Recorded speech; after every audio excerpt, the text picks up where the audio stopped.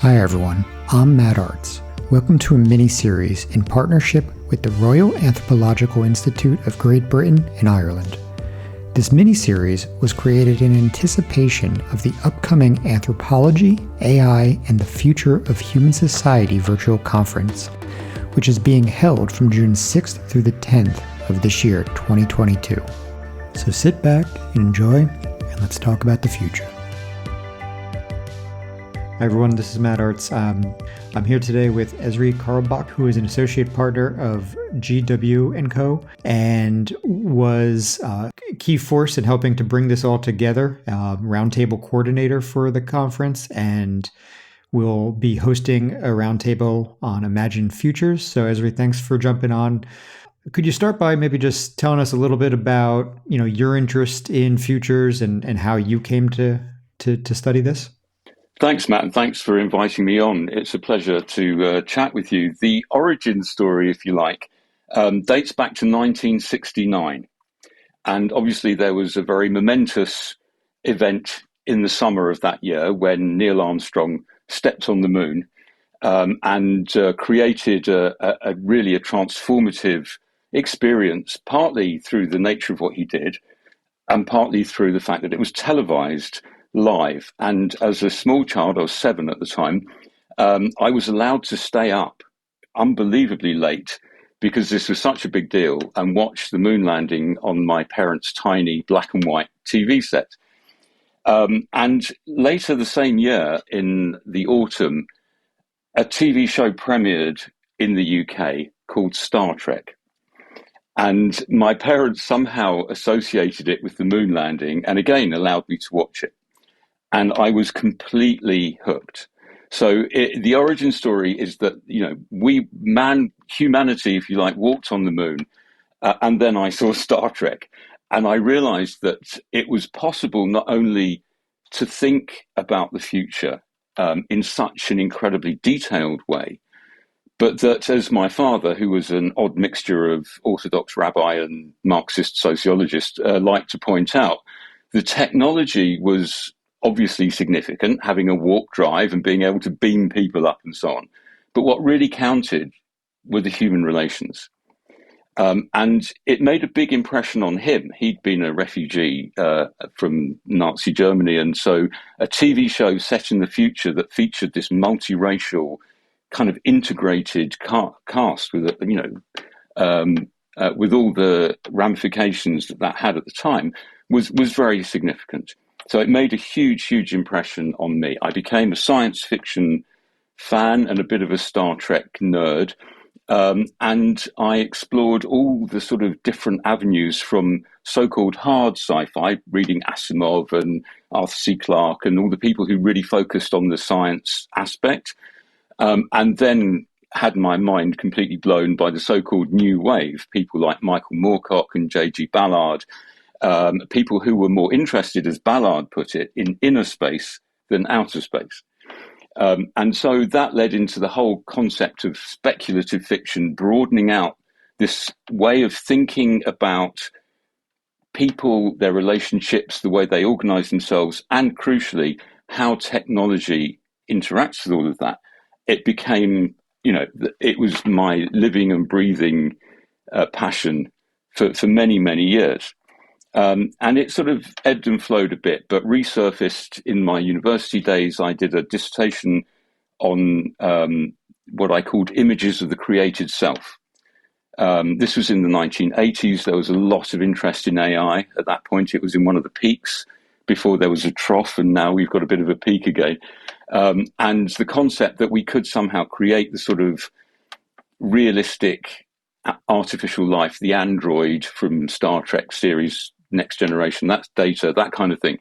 And what would the impact of that be? And then, of course, through the fact that this was at university, I became aware of the feminist critiques, some of the other critiques of this very kind of Western white male interpretation of the future and of how if we had androids, they would all be white males with American accents, and Donna Haraway's work started to influence me, and Marge Piercy and various other fantastic people. And so I got remained very interested in all of that. Through my postgraduate work, I became a big fan of Marshall McLuhan. Not a bit of a what in Britain we call a Marmite character. You know, Marmite is this spread that you either love it or you hate it. McLuhan was a bit of a Marmite character, but I really loved his work. I really liked the way that he used, Elizabethan rhetoric basically to interrogate 20th century media. But then I started to discover this whole circle around McLuhan, or involving McLuhan, with Buckminster Fuller and John McHale. So there was a big design element coming into this. Obviously, the Tofflers, Alvin and Heidi Toffler, and Future Shock, which they published in 1970, sold 3 million copies and was one of the kind of key tomes in thinking about the future in a more systematic way. But also Margaret Mead and Gregory Bateson and people like that. So there was an anthropological aspect to this milieu right from the start. So it's gradually been building and building and building this interest in essentially those three areas: speculative fiction, design, and anthropology. And in 2018, the European Association of Social Anthropologists have a group called Why the World Needs Anthropologists, or WWNA for short. And they had an event in Lisbon, Portugal, which was entitled Designing the Future. Now, before I go any further, I really should explain that I'm not an academic anthropologist. I read humanities, which included some anthropology, but it's not really my core academic discipline. I am, however, what the anthropologist Raymond Apthorpe beautifully described as anthropologically inclined. So that sort of explains that. But I decided to participate in this Designing the Future event in Lisbon. And when I saw they were having an open session, called it Pecha Kucha, where you're allowed to present a certain number of slides in a certain amount of time, I thought, why not? I've chucked my hat in the ring. And I did a presentation entitled The Future is Dead, Long Live the Future, on the basis that there was this whole period where, it's really in the 1970s, there was a sort of coalescing of design, anthropology, and science fiction thinking around the future. And it just kind of fizzled out. Margaret Mead wrote what was called later anticipatory anthropology. And there was a little bit of interest in that. But then there wasn't a systematic attempt for anthropology in particular, but in many other areas, to explore this concept of the future, or a concept, or any concept of the future.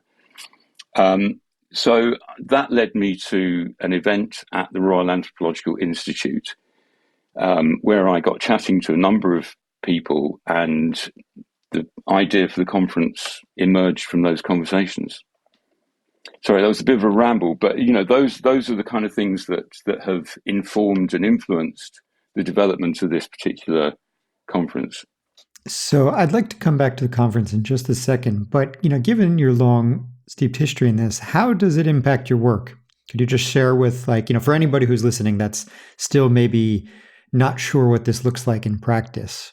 How does it, how does it really show itself on a daily basis? Okay, there are two things. Firstly, there is a more pragmatic element, which is the development of a number of well-known and some less well-known methodologies that help organizations, whether they're governments or businesses, whatever, to think strategically about the future. And, there've been scenario planning and foresight exercises of various types, but a lot of them have their roots in that whole slew of intellectual and artistic activity. It's nothing new to think about the future. People used to talk about going to the oracle at Delphi and saying, "Oh, what's going to happen?" And the oracle would answer with some very cryptic comment, and you'd have to go figure it out. And things haven't really changed that much. As the great Swedish physicist Niels Bohr said, prediction is very hard, especially of the future.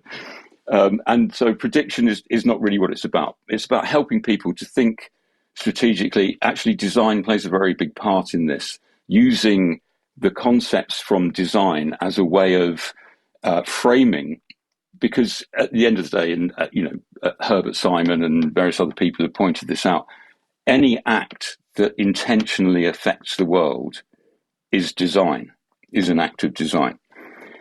So if you're trying to do anything to make more money, improve your healthcare system, whatever it is, you are involved in an exercise of design, and thinking about the future in a systematic way can be valuable. So there's that sort of that means running workshops and using different approaches to get people thinking differently about, and crucially about the concept that there is never one fixed future. And that's my personal view, and I think from an organizational perspective, you have to take that view. In the spiritual, mystical realm, there may be other views, but I think it's important that human agency remains absolutely central to our view of the future, because I firmly believe we can change it and we can make it better. The other side of it is the science fiction bit, if you like, and I have to say, for a long time, I was in the closet, because it was not deemed to be mainstream or respectable until actually pretty recently. Even though the French philosopher Baudrillard wrote in the early 1980s, he said there's no point in writing science fiction anymore because we're living it. And that idea tended to grow, I think, through the end of the 20th century into the 21st century. And you started to see it written everywhere, in TV advertising, in all kinds of cultural settings. You would see things like "the future is here." Science fiction writer William Gibson is quoted as saying, "The future's already here; it's just not very evenly distributed."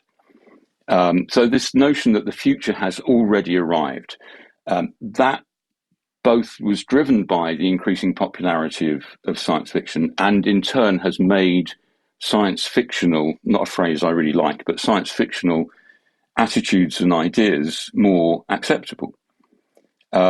So I was able to come out of the closet and say, hey, I've been a science fiction fan more or less my whole life. And that has been very interesting, because I've been working recently with some pretty mainstream corporate clients and basically telling them they need to read more science fiction. And the response has been overwhelmingly positive. So those are the two ways that I work with it on a day-to-day basis. Yeah. Very good. And it's encouraging to hear that they are receptive to reading in that space.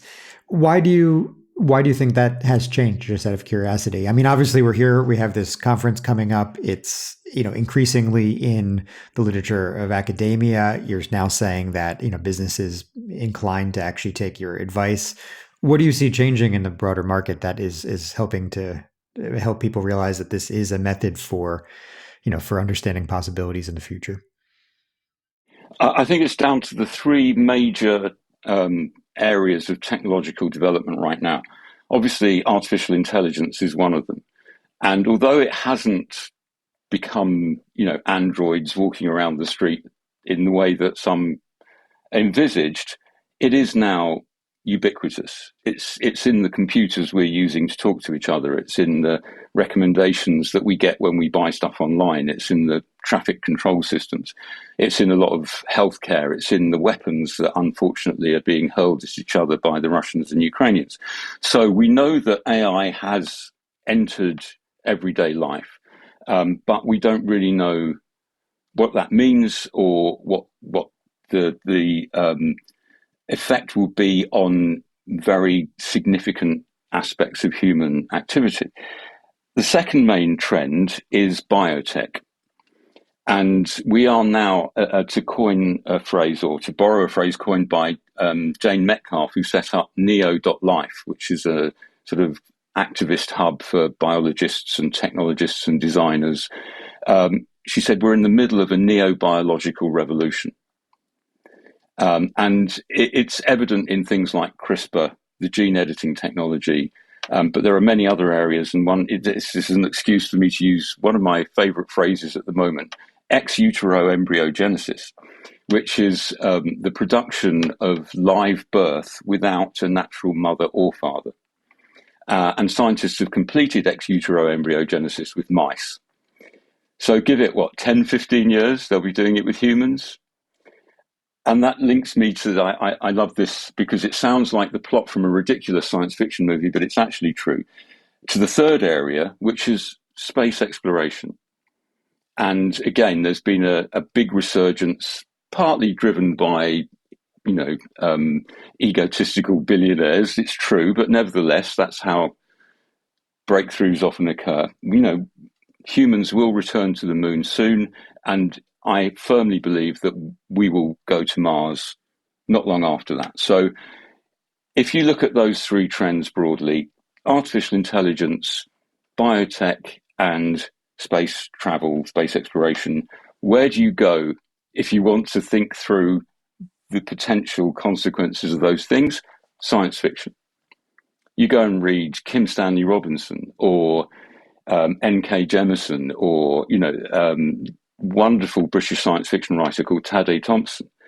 There are just so many fantastic science fiction writers, and the great thing today is that they do come from a much more diverse set of backgrounds than when Kingsley Amis, in his critique of science fiction in the 60s, said it's largely written by white American men for white British boys to read. And that was probably true in 1963 or whenever he wrote it, but it's very, very different now. And that's encouraging. So those are the three trends. They're changing everything in the business world, and therefore there's an open door now to say, well, maybe there's something to be gained from an episode of Star Trek after all. Now, okay. Yeah. Go on. Well, I was going to say, so you kind of gave us the foundation there of what's happening really in the business environment, and you told us a little bit about how the conference has come to be. I guess as one of the individuals helping to spearhead this, what are you hoping that this conference achieves? I think the main thing is to try and bring together all the disparate threads.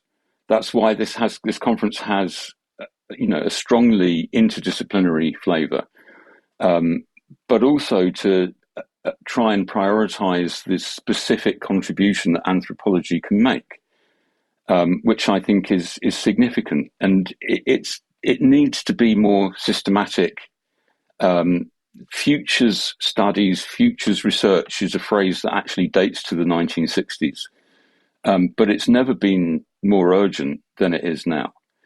We need that kind of thinking to deal with things like the climate crisis, to deal with the apparently endless human inclination for traumas like war, to deal with systemic racism and inequity. We need to take a more systematic approach to thinking about the future and drawing on all the resources that we have, which means fiction as well as fact, which means speculation as well as, data and analysis.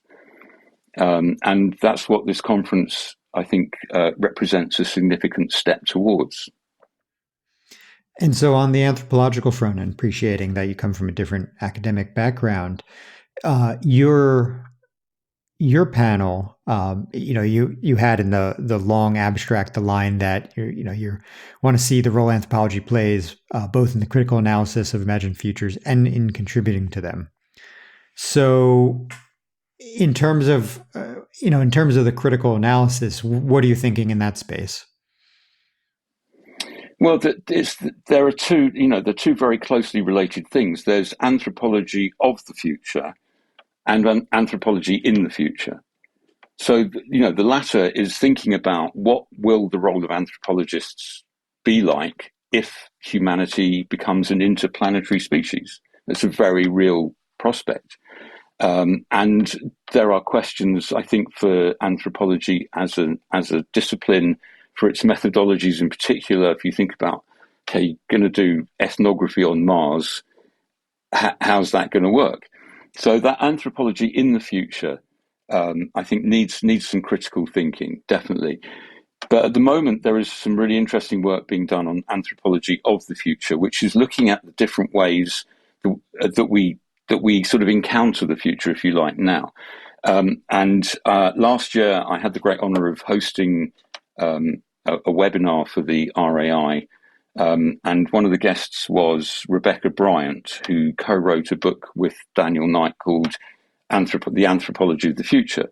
And that takes in some of the things we've just been discussing, but also how these ways of engaging with the future are culturally and historically specific. And so other cultures, whether it's reading tea leaves or goat entrails or whatever the practice is, the purpose is to try and help us understand where we are in this apparent temporality. And I don't want to get into the debate about whether time does or does not exist, whether all things exist in the same moment, etc.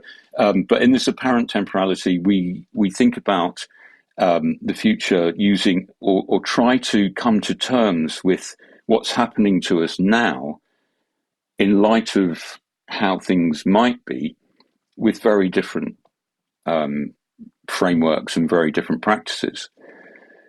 So that's, the Imagined Futures panel, that's where I've got, again, I'm very lucky to be able to bring together science fiction writers and people from other academic disciplines as well as anthropology. And although I have yet to confirm the final lineup, I'm delighted that I will be joined by Professor Max Saunders from the University of Birmingham, who's a professor of English literature, but he wrote an extraordinary book called Imagined Futures. So I borrowed the title of the round table from his book, which was about the Cambridge academic C.K. Ogden, who in the 1920s and 30s commissioned the most extraordinary series of monographs, essentially, about the future, and had some of the greatest minds of that time. Bertrand Russell, Vera Brittain, Sylvia Pankhurst, JBS Haldane, it's a really extraordinary list of people, and asked them specifically to write about what a particular area of interest would look like in the future. So you've got the future of warfare, you've got the future of communication, you've got the future of sex, you've got the future of marriage. All kinds of subjects were tackled in this way. And it was really the birth of, I guess, this sort of idea that you could think about the future in such a systematic way. But it was all based on imagination. It had to be, because nobody could know for sure. That we deal with. There's a research scientist, and I regret that I can't recall his name at the moment, who worked on some of the early futurology, as it was called, who said we have to deal with this endless problem that all facts are to do with the past. Everything that we know is in the past. We can only imagine the future. And that's why imagination is so critical to all the efforts that we're making. Is that making sense? I'm probably not really answering your question. Yeah, no, sure. And I think it also, though, points out another aspect, being that the conference is very interdisciplinary, we also really need to be working together. And so, historically also anthropology, you're talking about, what does anthropology look like in the future? Well, anthropology in the past was also often a lone endeavor. And that also needs to change. And so this conference actually helps, in a way, shine a light on that in a very positive way, that we really do need those other perspectives when talking about the future. And we're, as a discipline, not so accustomed, broadly speaking, I'm saying. Of course, there's some people who are deeply entrenched in this particular space, but as a broad discipline, that is still not the norm. And so, out of curiosity, do you have a sense if, will the audience who, is this going to be a bit of like on everybody who's already in the space talking to each other, or is there any effort to pull in a broader anthropological community to help them discover something they might not be aware of? There's always a risk that, it's a bit self-replicating, that the people who are into this stuff will be the people who are into it. But the hope is that the message will spread, and that the networks of the people involved, they will let other people know. The fact that we are bringing in science fiction writers, we partnered with the British Science Fiction Association for the conference, as well as the European Association of Anthropologists' Future Anthropologies Network. So it is setting out to try and influence and connect with wider groups. As part of the conference, we have an exhibition of Indigenous film engagement with speculative futures, and that will be fascinating. And I'm sure we'll also open up the conference to other networks, other disciplines, people who might otherwise not encounter the sort of academic anthropology that's still actually at the core of the conference. But yeah, we recognise that it is a problem, and as we were saying a little earlier, some of the grand institutions in academia are not necessarily the best at raising the heads above the parapet and getting their message out to the wider world. But I think this will, and I think we've got some pretty high-profile names. Certainly, people like Sarah Pink, who is extremely well known and crosses, the boundaries between anthropology and design in particular, as well as Gillian Tett, who's mostly known as a journalist, financial journalist, a contributing editor to the Financial Times, but of course trained as an anthropologist and recently published a book on the superpower that anthropologists have, which is anthrovision. And her contribution to the conference is framed around the other AI, anthropological intelligence, and why perhaps upgrading our anthropological intelligence will help us deal with the impacts of artificial intelligence. So, and those are definitely some great names to have involved and should certainly raise the awareness. I'd be curious, sort of just somewhat staying on this topic. So you're also on the Policy and Practice Committee for the Royal Anthropological Institute, which again is somewhat interesting, not being academically speaking from the anthropology background. And so would you mind, just for anybody who's listening, again, who might not be aware of what the committee does, maybe just brief overview on that, and then even what is it that you're trying to bring to that as a non-anthropologist? Yeah. Well, it came about just towards the end of 2018 when I had been to that conference in Lisbon, and I was going to various events at the Royal Anthropological Institute in the good old days when face-to-face events were still a thing. And I was there when this committee was launched. And the idea originally was that there would be a number of themes and there'd be a coordinator for each theme. And I was there really as an observer. But it was suggested that artificial intelligence and other emerging technologies would be an important theme for anthropologists to look at, but nobody volunteered to coordinate that one. I mean, they had climate change, somebody volunteered. They had, migration and human population movement, somebody volunteered. But when it came to AI, nobody put their hand up. And so at the end, I went up to Professor Emma Crew from SOAS, who was chairing the committee in its first incarnation. And I said, look, if you haven't got anybody else to do it, I'll do it. I'm not an anthropologist. She said, great, you're in. So my initial role was really just to try and keep that space going. And I made contact with a number of people with a view to sort of getting academic anthropologists involved. Things moved fairly quickly. As I said, I hosted a webinar, which was very much looking at these sort of futures-oriented issues. But it became apparent that the themes weren't the right way to structure the committee.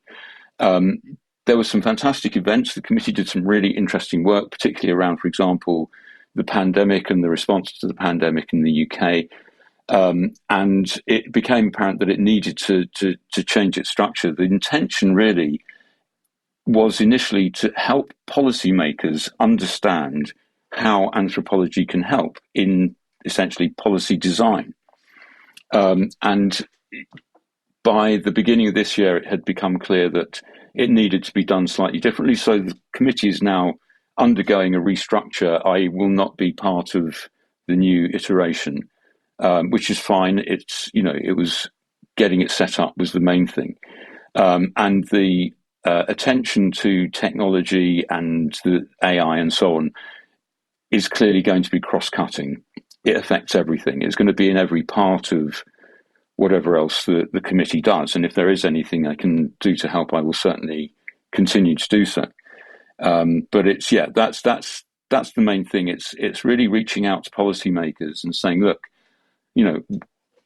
we have ideas, we have research, we have methodologies that can be extremely valuable in making better policy in whatever area. And actually, one of the areas that may emerge from this conference is the law. How does the law handle artificial intelligence? How do lawmakers understand algorithms? And, we've got a roundtable specifically on the way that algorithms are encoded with the biases of their developers. And wonderful Professor Kathleen Richardson, who wrote a book about the anthropology of AI from the perspective of an ethnographic study of coders and technologists involved in designing AI.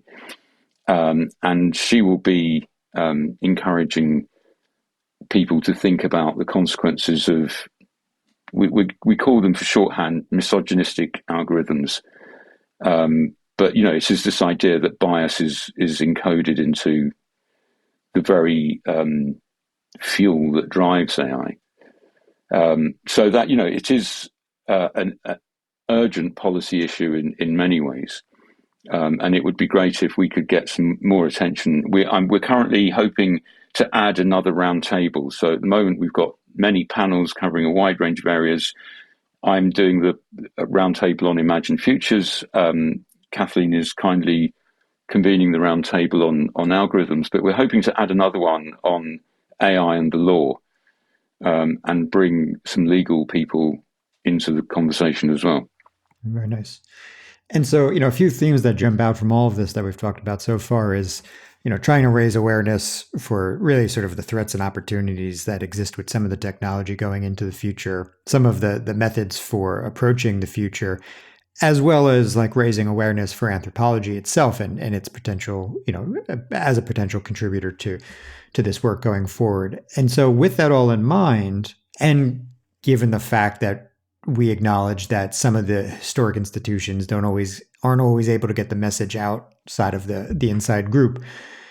Given your background in media and your knowledge in that space, what do you think we should all be doing that goes beyond conferences and journal articles? What do you see that is effective that everybody listening should think about? I think it comes back to the point I made earlier about human agency.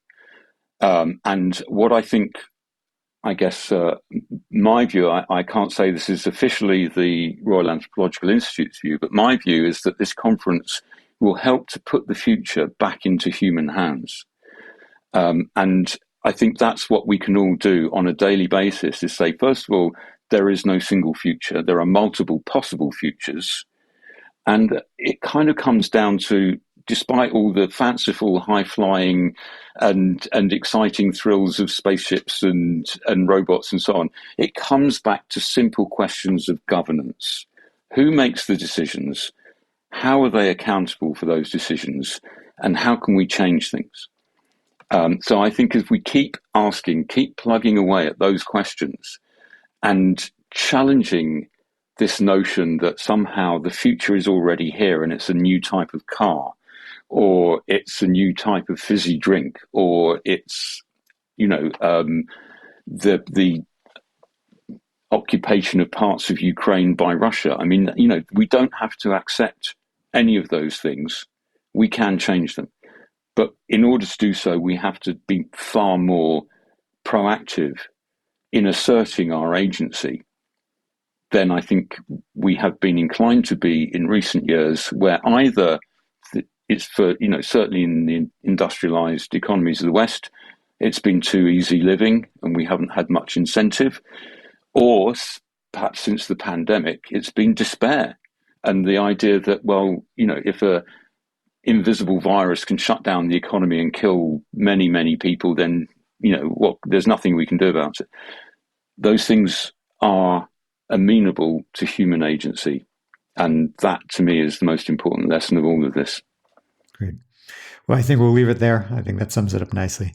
And so, Ezri, thanks very much for your time. Really appreciate the opportunity to talk to you. That's a pleasure. Thank you. Thanks all for listening.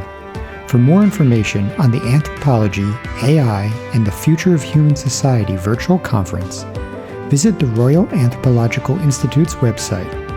I'm Matt Artz, and I hope to see you virtually at the conference.